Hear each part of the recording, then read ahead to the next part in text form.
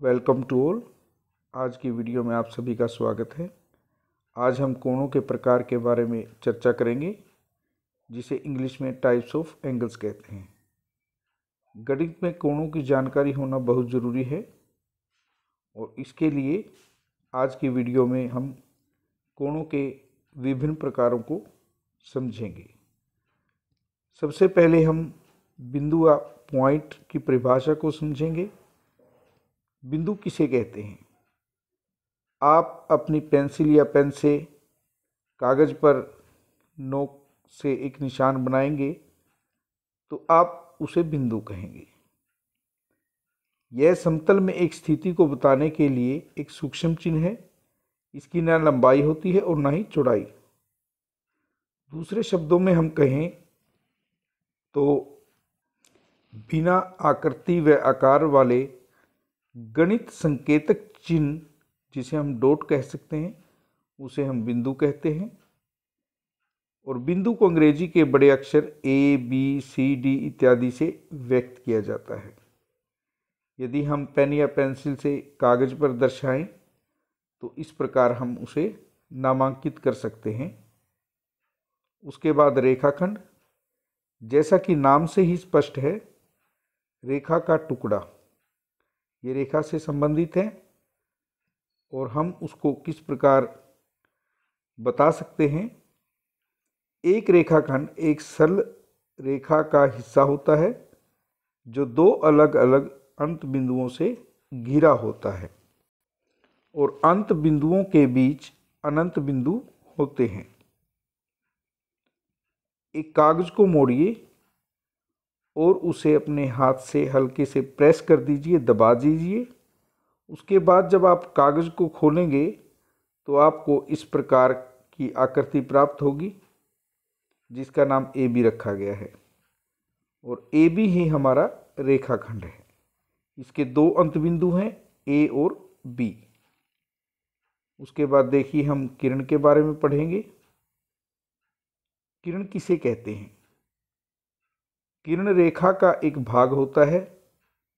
यह एक बिंदु से प्रारंभ होता है, जिसे हम प्रारंभिक बिंदु कहते हैं, और एक दिशा में बिना किसी अंत के विस्तृत होती है। रेखाखंड में दो अंत बिंदु थे और किरण में एक अंत बिंदु है। यदि हम इस प्रकार एक किरण लें और उस पर दो बिंदुओं के नाम रखें, ओ और ए। ओ इसका प्रारंभिक बिंदु है और ए इसका अन्य कोई बिंदु है। इसे हम किरण ओ ए कहेंगे। इसकी दिशा ओ से ए की तरफ है। उसके बाद देखिए रेखा किसे कहते हैं। हमने जैसा कि अभी बताया, किरण भी रेखा का भाग है, रेखाखंड भी रेखा का भाग है। रेखा से आपका क्या अभिप्राय है? एक रेखा चौड़ाई रहित लंबाई होती है। किसी भी रेखाखंड को बिना किसी अंत के दोनों दिशाओं में विस्तार करने पर रेखा प्राप्त होगी। और हम इसका नाम किसी भी रेखा पर दो बिंदुओं को दर्शाकर अंग्रेजी के बड़े अक्षर लिखते हैं, या स्मॉल लेटर जो अंग्रेजी के हैं L, M, N, P, Q, उससे भी इसको दर्शा सकते हैं। उसके बाद देखिए कोण, जिसकी हम आज विस्तार से चर्चा करेंगे। इसे अंग्रेजी में एंगल कहते हैं। उभयनिष्ठ प्रारंभिक बिंदु वाली दो किरणों से एक कोण बनता है। कोण को बनाने वाली दोनों किरण उसकी भुजाएं या साइड्स कहलाती हैं और प्रारंभिक बिंदु जो है वो कोण का शीर्ष कहलाता है। यहाँ आपको एक कोण दर्शाया गया है जिसमें शीर्ष ए है और इसकी जो किरणें हैं ए बी और ए सी, वो हमारे कोण की भुजाएं हैं। शीर्ष हमारा ए है, जैसा कि अभी बताया गया है। इसे हम कोण बी ए सी या कोण सी ए बी लिखेंगे। शीर्ष को हम बीच में रखते हैं। और भुजा एक तरफ से शीर्ष को लेते हुए दूसरी भुजा के बिंदु तक हम जाते हैं। और दूसरा कोण आपको दिखाया गया है, इसमें हमारी जो भुजाएं हैं वाई एक्स और वाई जेड हैं, क्योंकि ये किरणें वाई से एक्स की तरफ और वाई से जेड की तरफ दिशा में जा रही हैं। इसका शीर्ष जो है वो वाई है। यदि कोण को हम लिखना चाहें, कोण एक्स वाई जेड या कोण जेड वाई एक्स होगा। अब हम देखते हैं कोणों के प्रकार कितने हैं, टाइप्स ऑफ एंगल्स। सबसे पहले हम समकोण के बारे में पढ़ेंगे। इसे इंग्लिश में हम राइट एंगल कहते हैं। हमें चारों दिशाओं का पता है, पूर्व पश्चिम उत्तर दक्षिण।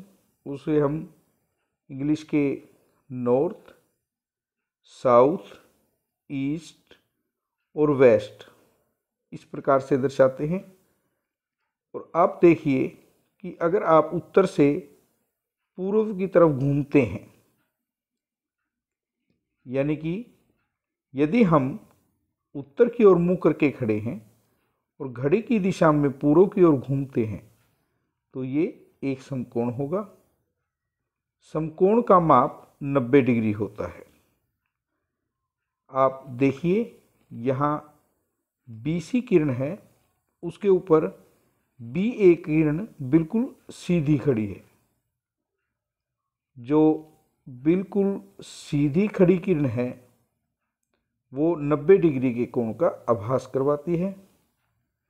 इस कोण की भुजा BA और BC है, शीर्ष हमारा B है, और हम कोण ABC या कोण CBA को 90 डिग्री लिखते हैं। ये हमारा समकोण है। उसके बाद दूसरे कोण की बात करते हैं, ऋजु कोण, जिसे स्ट्रेट एंगल बोला जाता है। अभी आपने किया कि पूर्व पश्चिम उत्तर दक्षिण से हम चारों दिशाओं को दर्शाते हैं, और यदि उत्तर से पूर्व की ओर हम घूम जाते हैं तो उसे हम एक समकोण कहते हैं। यदि एक बार हम पूर्व से दक्षिण की तरफ और घूम जाएं तो आप किस दिशा में होंगे, कितने समकोण घूमेंगे? हम 2 समकोण घूमेंगे, और इन 2 समकोणों के योग को ही हम ऋजु कोण कहते हैं। यानी उत्तर से दक्षिण की तरफ का जो 2 समकोणों का योग होगा वही हमारा ऋजु कोण होगा। तो इस प्रकार बने कोण को सरल कोण भी कहा जाता है। आप देखिए OA एक हमारी किरण है। यदि हम इसे विपरीत दिशा में बढ़ाएं तो यह एक सीधी रेखा होगी और इस पे 180 डिग्री का कोण यानी 2 समकोणों के योग के बराबर बनेगा। और यदि आप इसका नाम लिखें, विपरीत दिशा में बिंदु B से इसे दर्शाएं, तो हमारे पास दोनों किरण विपरीत दिशा में, यह हमारा ऋजु कोण या सरल कोण होगा। कोण AOB या कोण BOA से इसे दर्शाया जाएगा और इसका माप हमारा 180 डिग्री होगा। उसके बाद संपूर्ण कोण, जैसा कि नाम से ही स्पष्ट है, संपूर्ण का मतलब पूरा। एक ही दिशा में 2 ऋजु कोण या 4 समकोण घूमने पर एक चक्कर पूरा हो जाता है। जैसा कि आप घड़ी की सुई में देखते हैं, जब कोई मिनट की सुई 12 से शुरू करती है और पूरा चक्कर लगाने के बाद दोबारा 12 पे आती है, तो इसे हम संपूर्ण कोण कहते हैं। और एक संपूर्ण कोण का माप 360 डिग्री होता है। उसके बाद हम न्यून कोण देखते हैं। न्यून का मतलब कम। और आप देख रहे हैं यहाँ पर आपको 2 कोण दर्शाए गए हैं खुली कैंची के दोनों तरफ। उसके बाद पिज़्ज़ा का एक टुकड़ा है, नीचे कोण बना है, घड़ी में 2 बजे हैं, मिनट की और घंटे की सुई के बीच जो कोण बना है ये हमारे न्यून कोण है। समकोण से छोटा कोण न्यून कोण कहलाता है, इसे इंग्लिश में एक्यूट एंगल बोलते हैं। और एक न्यून कोण का माप 0 डिग्री से अधिक और 90 डिग्री से कम होता है, इसे हम इस प्रकार दर्शाते हैं। उसके बाद अधिक कोण, देखिए आपके सामने कुछ आकृतियां हैं और उसमें कोण दर्शाए गए हैं। ये सभी अधिक कोण हैं, ऑब्टूस एंगल जिसे बोलते हैं। यदि कोई कोण एक समकोण से बड़ा और एक ऋजु कोण से छोटा है तो वह एक अधिक कोण है। और एक अधिक कोण का माप 90 डिग्री से अधिक और 180 डिग्री से कम होता है, इसे हम इस प्रकार दर्शाते हैं। कोण पी क्यू आर या कोण आर क्यू पी हमारा अधिक कोण है। उसके बाद देखिए ये डेंटिस्ट डॉक्टर की मशीन है, यहाँ हमारा पिज़्ज़ा का टुकड़ा है। इस प्रकार आपको आकृतियाँ दिखाई गई हैं जिसमें कोण दर्शाए गए हैं। ये सभी कोण 180 डिग्री से अधिक हैं, जिसे हम प्रतिवर्ती कोण या रिफ्लेक्स एंगल कहते हैं। यानी कि यदि कोई कोण एक ऋजु कोण से बड़ा और एक संपूर्ण कोण से छोटा है तो वह प्रतिवर्ती कोण या रिफ्लेक्स एंगल कहलाता है। और प्रतिवर्ती कोण का माप 180 डिग्री से अधिक और 360 डिग्री से कम होता है। इस प्रकार इसे हम प्रदर्शित कर सकते हैं। उसके बाद हमारे पास पूरक कोण है, कंप्लीमेंट्री एंगल्स।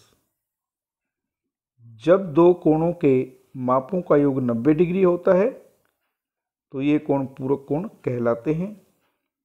यहाँ हमारे पास दो कोण हैं, एक 30 डिग्री और एक 60 डिग्री। दोनों कोणों का योग 90 डिग्री है, इसलिए ये दोनों कोण एक दूसरे के पूरक कोण हैं। उसके बाद हमारे पास समपूरक कोण है, सप्लीमेंट्री एंगल्स। जब दो कोणों के मापों का योग 180 डिग्री होता है तो ये कोण संपूरक कोण या सप्लीमेंट्री एंगल्स कहलाते हैं। दो कोण हमारे पास दर्शाए गए हैं, एक 60 डिग्री है और 120 डिग्री है। इन दोनों का योग 180 डिग्री है, इसलिए ये दोनों कोण एक दूसरे के संपूरक कोण हैं। हम किस प्रकार स्पष्ट कर सकते हैं? यदि एक कोण 45 डिग्री का है, उसका पूरक कोण 45 डिग्री होगा, क्योंकि इन दोनों कोणों का योग 90 डिग्री है। यदि हमें दिया हुआ कोण 70 डिग्री है तो उसका पूरक कोण 20 डिग्री होगा, क्योंकि इनका कोण जो है योग हमारे पास 90 डिग्री है। इसी प्रकार संपूरक कोण को ज्ञात करते हैं। यदि कोई कोण दिया हुआ है हमारे पास 100 डिग्री तो उसका संपूरक कोण 80 डिग्री होगा, जिससे इन दोनों कोणों का योग 180 डिग्री बनेगा। यदि कोण 70 डिग्री है तो उसका संपूरक कोण 110 डिग्री होगा। उसके बाद हमारे पास है आसन कोण, एडजेसेंट एंगल्स बोलते हैं। कोणों का ऐसा युग्म जिनमें उभयनिष्ठ शीर्ष एवं उभयनिष्ठ भुजा होती है, परंतु कोई भी अंतः बिंदु उभयनिष्ठ नहीं होता, ऐसे कोण आसन कोण कहलाते हैं।